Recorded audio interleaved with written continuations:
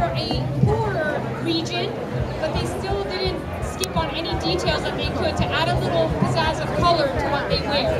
So it's very typical of them to wear plain shoes or boots because the region, as I said, was mountainous. So they couldn't wear things like, as you can see, Melin was wearing because they would have tripped all over the place. So it is important what they wear as their outfit. They have a lot of layers on them, as I said, from wool as well. She also has an underskirt. Sometimes they pin it up to one side and they expose the underskirt to one of the sides. She's wearing beaded necklaces, although in the region they usually don't wear beaded necklaces. They wear a simple necklace because they didn't really have much money for anything very fancy in that area. Nowadays we do dress it up a little bit more, but usually it's one of the simplest outfits that they wear at the time.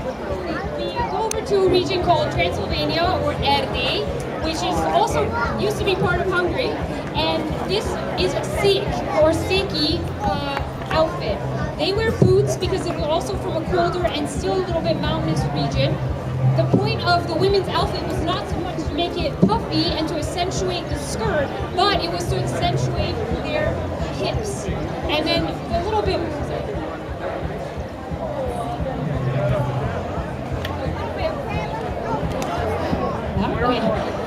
larger hips were very attractive in that region.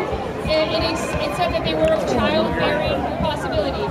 Also, everybody wore a head handkerchief, scarf on the head that they tie in the front. Some tie in the back, but in this region they always tie it in the front. And if you turn around, the girls also wore handkerchiefs on the head, but their hair would hang out in the back. Their long hair would be braided and they would always have ribbons on it, so you knew they were still unmarried and they were able to be wed. So the boys also knew they were not married. The women that were already married would wear the same outfit, but their hair would be put out and you could not see them not exposed in the back. Para que puedan ellos estar. Si le pregunta qué día podría estar. ¿Mañana usted abre? ¿Ah? ¿Sí? This is one of the more richer regions, Csurdongolo outfit. Oh, Magyarbőd, sorry, Magyarbőd. Ya, entonces sería esa hora. Estén ahí para que yo hacerle firmar. Lo mismo a la otra persona también, si se puede organizar los dos. Coordinar con los dos al mismo tiempo. Porque ahorita no puedo. Ok, hablamos. Bye-bye. So it was very important in that part as well.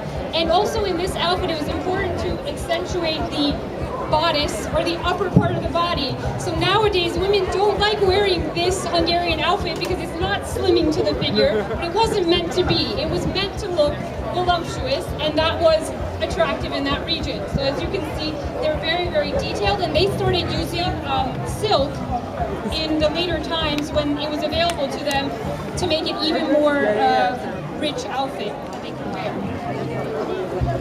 And then one of the maybe best known Hungarian outfits is the kalocsai. This embroidery. This embroidery is very common and you'll see around at the festival as well. It's usually typical of Hungary because this is in modern day today. Hungary still exists. That's where kalocsai is found. So this is still one of those regions that that is very close to Hungary as well still. They wear a headpiece on the back of their hair. It usually is up in this region. Sometimes they also have bows on their head. I think you'll see it in the performance later when they do perform in the gala at 4 o'clock in the Hungarian American Athletic Club, that the young girls would wear big puffy bows. It looks a little silly, but I guess it's attractive there. So big bows on their head, and the women would tie their hair up again in the back, and they would have this on their head. They usually wore the either red beads or the white beads as well. And very, very classic of this region is the slippers that they dance in and that they would live in. They live in an area that is very flat. It's the plains.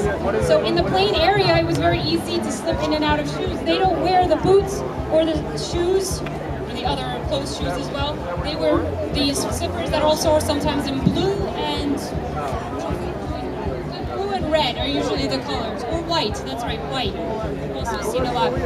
And the embroidery, the more embroidery you had on your outfit, so some shirts, also look when the other dancers are dancing as well. Some shirts are full of embroidery, all the way up to the neck. Hers is only up a little bit around the neck and on her sleeve, but there will be shirts that are full of embroidery.